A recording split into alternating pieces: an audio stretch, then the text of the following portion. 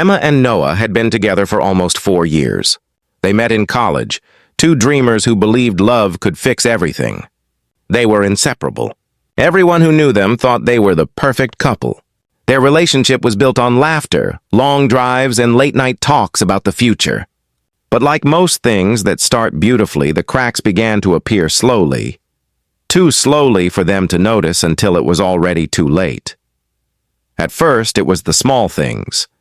Noah got busier with work, coming home late and tired. Emma stopped waiting for him at dinner and began eating alone, scrolling through her phone to fill the silence. Their conversations turned short, their laughter became rare, and the warmth that once filled their home turned into an invisible coldness. They didn't fight often, but sometimes silence hurts more than shouting ever could. One evening, while sitting on the couch, Emma received a message from Liam, an old college friend. He asked how she was doing. She smiled at the screen, remembering how Liam used to make her laugh when life was simpler. The conversation started casually, just old friends catching up. But with each message, Emma found herself opening up a little more, about her frustrations, her loneliness, her feeling that Noah no longer cared. Liam listened.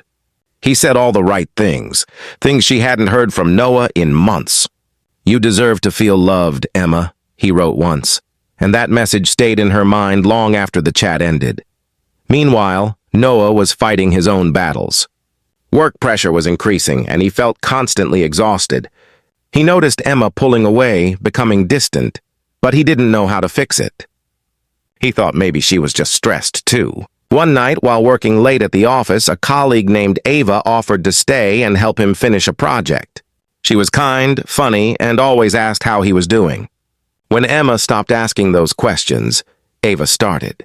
Slowly, he began to look forward to their coffee breaks, their casual talks, and her comforting smile. He told himself it was innocent, just friendship. But deep down, he knew it meant more than that. Weeks passed. Emma started hiding her phone whenever Noah walked into the room. Noah started working extra hours that didn't always involve work. Both of them felt the growing distance, but neither tried to close it. Instead, they filled that emptiness with other people's attention, a dangerous kind of comfort. Emma convinced herself she wasn't doing anything wrong because she and Liam had never met. Noah told himself that his conversations with Ava were harmless because they hadn't crossed any lines. But emotional cheating doesn't need to be physical to destroy something sacred. One night, Emma came home late from meeting her friend. She smelled like a new perfume, one Noah hadn't noticed before. He looked at her, really looked at her, and saw something unfamiliar in her eyes: guilt. For the first time, he realized he wasn't the only one keeping secrets. Later that week, Emma found messages on Noah's phone from Ava.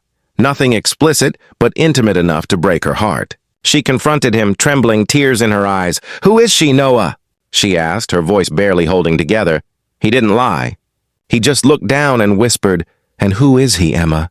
The silence that followed was heavier than any words could ever be. Both of them stood there, realizing they had both betrayed each other in different ways.